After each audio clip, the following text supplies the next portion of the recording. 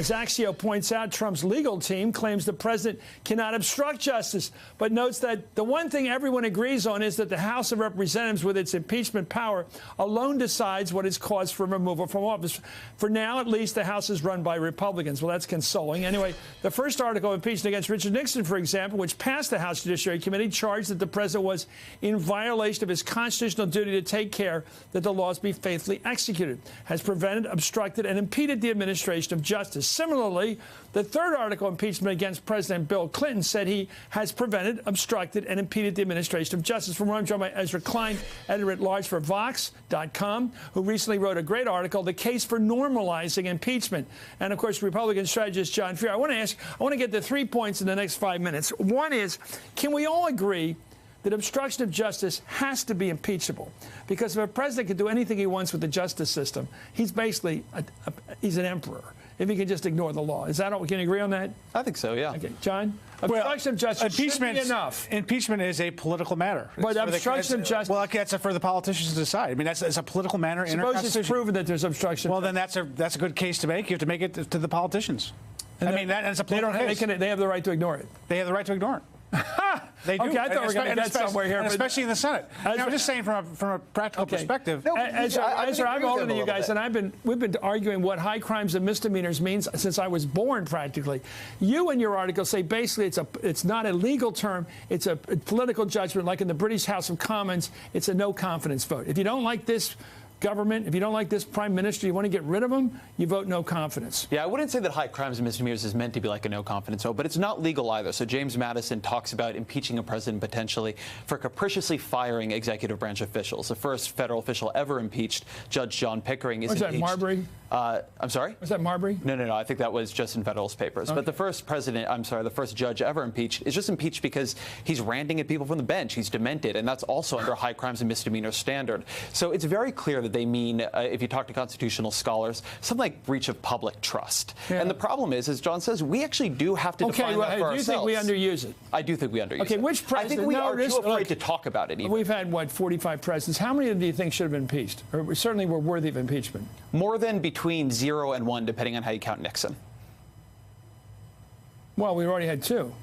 Well, but we've not removed from office, right? Anyway. Senator Dianne Feinstein, the ranking member of the Judiciary Committee, dodged questions about whether the obstruction of justice case against this president amounted to an impeachable offense.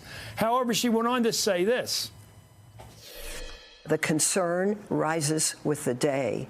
The concern about this White House rises. About the president? Your concern about this president's ability to do the job rises by the day? Oh, yes. Oh, yes. I've been here for 25 years now.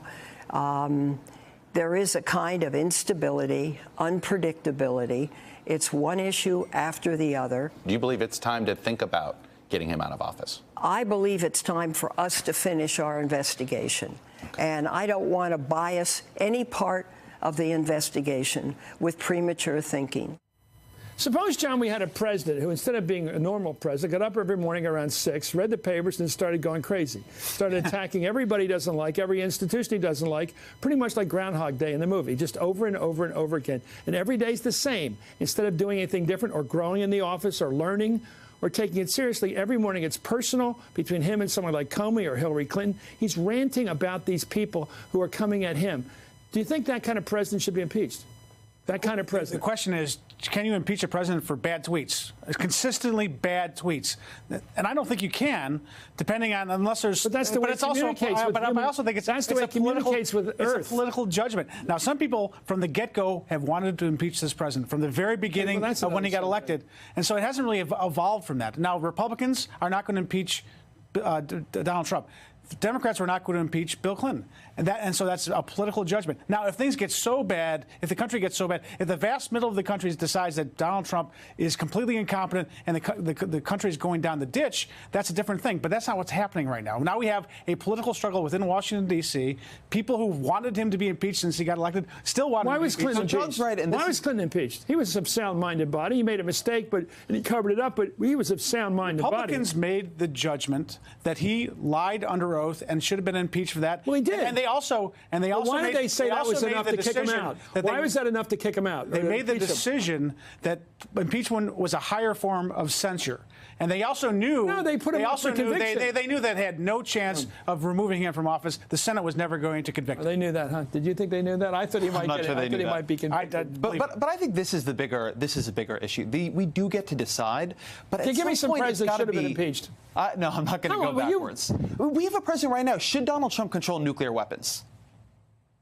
Okay, suppose Herbert Hoover was president right now and the economy was going down, frighteningly downward. I mean, frighteningly, 25% unemployment and going further. And he had no ability to deal with it. You could tell he had no plan. Should he have been impeached? I'm not sure we knew at that time that Herbert Hoover had no ability to deal with it. Well, we saw the market. We saw what's going on. I know. People were all jumping out of windows. But it took, I think that you were close, when it was clear that what Hoover was doing was a total disaster, you were close enough to an election that you were moving. I don't think I don't think bad policies are a good reason to impeach. I think complete incompetence is. Well, I think going to war in Iraq